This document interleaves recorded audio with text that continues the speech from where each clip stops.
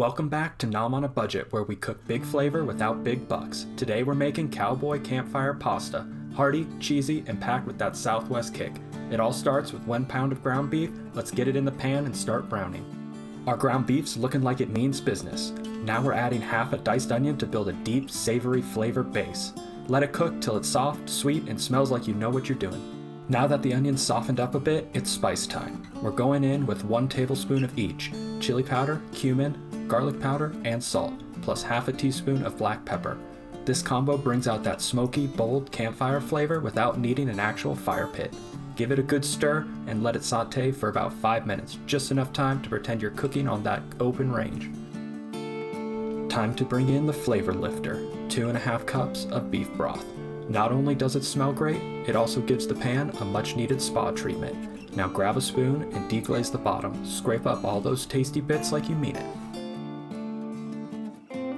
Alright, now it's time to bulk this up. Toss in 8 to 10 ounces of your favorite pasta, elbows, shells, whatever's hiding in your pantry.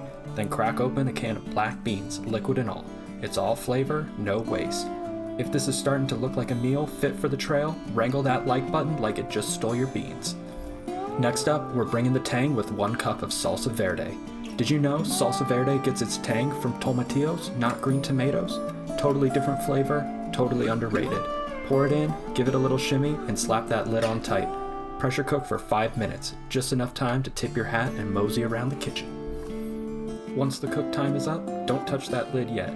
Let the pressure naturally release for 10 minutes. This keeps everything tender and happy.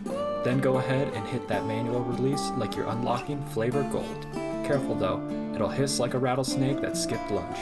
Here's a trail bit of history for you. On long cattle drives, cowboys ate dried apples, sourdough bread, and canned goods. Beans were a staple, but fresh food was rare, which would make this pasta practically gourmet.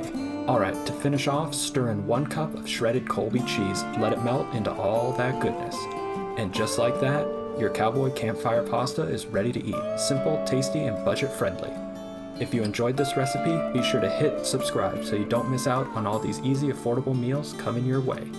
You can find a full ingredients list and step-by-step instructions in the description below.